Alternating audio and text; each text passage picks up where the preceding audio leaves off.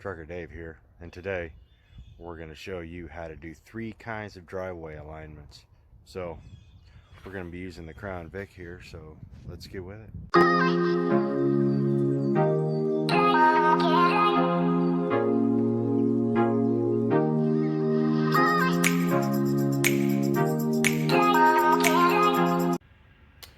First, before we get to the alignment part of it, we're going to do a quick over and I'll give you an update on the Torino. And I got my, well, it's a flashlight. It's for the front of a rifle, but it's brighter than, well, it's almost as bright as the surface of the sun. So we'll use that and I'll show you what I've discovered so far. Firstly, on top, if you look in the, it's just saturated in oil. It's really bad. So we got to figure out what's wrong with that, but we got to take a look underneath now. I'm not quite too sure where it was coming from. The pan seems dry in the back, so let's check the front of the pan. And there's the culprit. Apparently the nut is not as tight as it should be, or it just ain't sealing, so we'll have to fix that.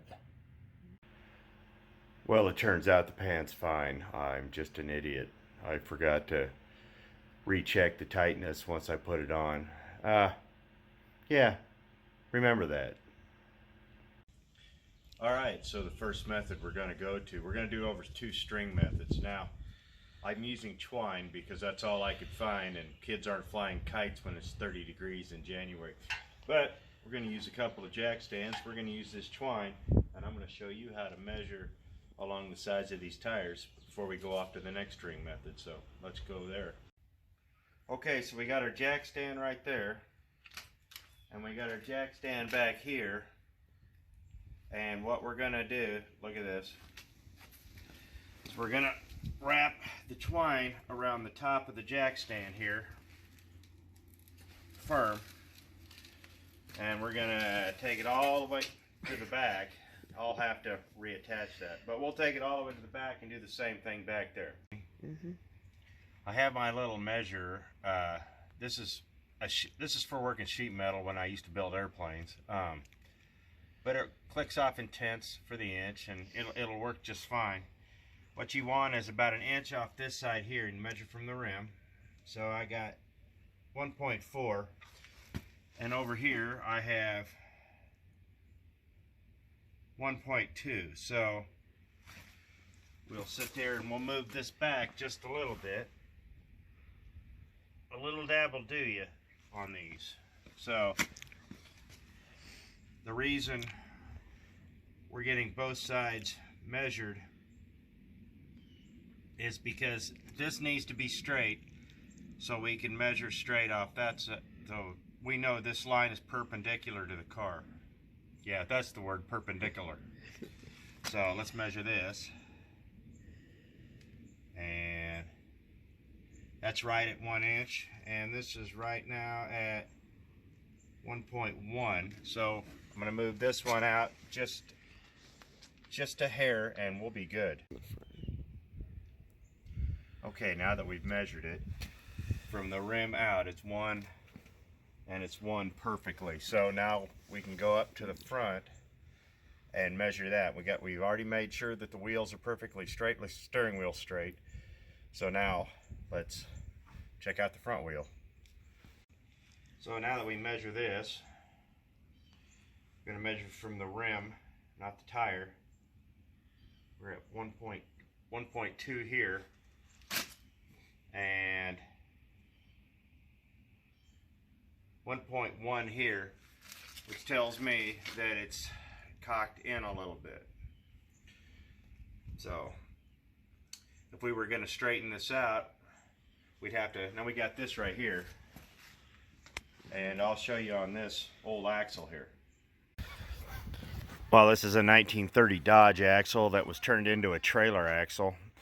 All the steering stuff's still here, so I'll show you steering arm here, which is a lot like the tie rod ends that go into the that control your steering. You'd have to loosen up these jam nuts here and then screw this either in or out depending on the style you're dealing with, and it will move the wheel either this way or this way. And underneath the car, it's pretty much the same thing. Let's climb under here real quick. You can see the tie rod, so we'd have to unloosen that nut and just pull the tie rod in just a little bit and we'd be set. Ready? All right, the second type is also a string. It's not one that I would endorse at all, because, and I'll explain that to you here, but basically what you're doing is taping a piece of string to the tire and running it along both sides of the tires around the back tire here, and then taping this piece of string there right through the center. And the theory of it is that it's pretty much the same as the last alignment that we did. You know, you measure here, that's a half an inch, and I'm here at 7/7. So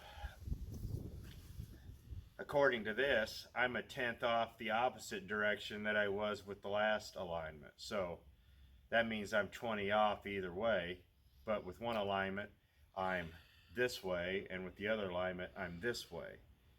So I don't particularly like this kind of measuring as you put it next, even though the tires are all the same size and all that.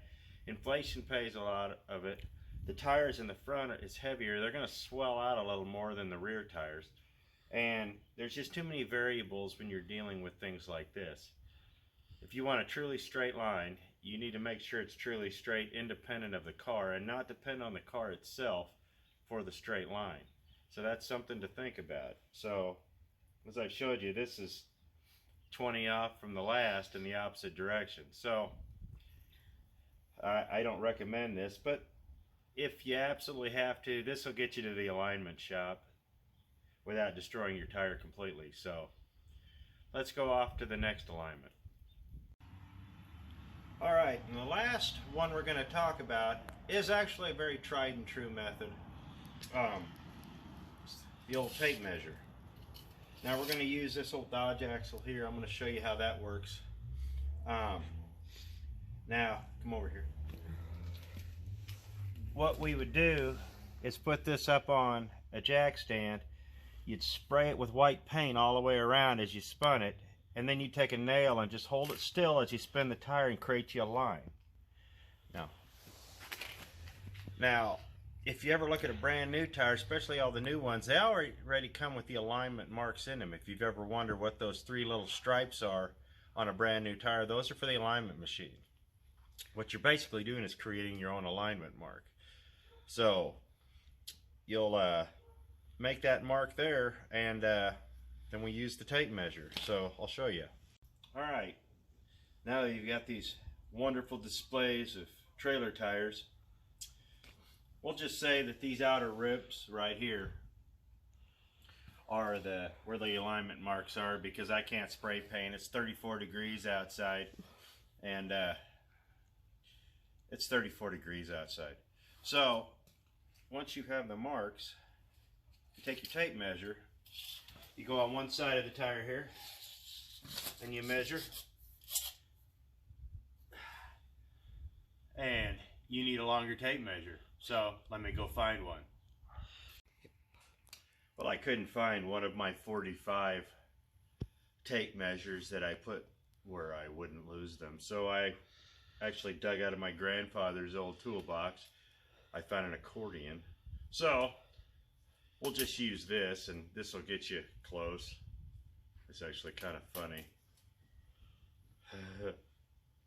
I actually do recommend using a tape measure, and preferably one that might be tacked on a board. But let's show you here. So you basically go from one side of the tire, the outside rib to the outside rib, the mark, you know, and this would be at a 60 and 7/8. Then you would actually have to go to the other side over here and do the same thing.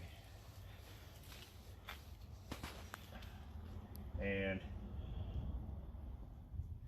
we are way off.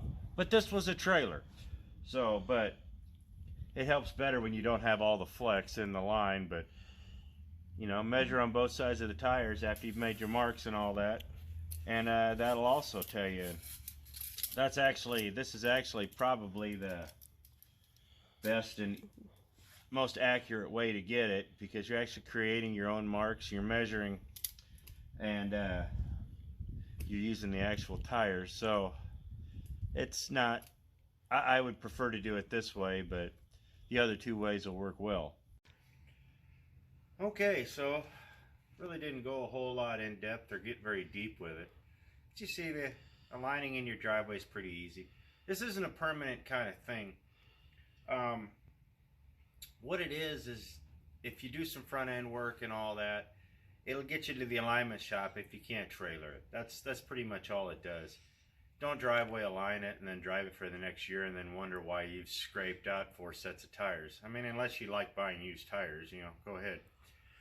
But I showed you the method I like and the other 2 methods, and so we covered 3. There's a bunch more of them. I mean, guys do them with levels and all sorts of witchcraft and voodoo, but for the most part, I try to keep it simple. So I hope you liked what you saw here. I hope this was helpful. There's not a whole lot to it. I hope I explained it to you. If you have any questions or comments, please leave them. And I hope you liked the video. I hope you like, share, subscribe, and we'll see you next video. Thanks for watching.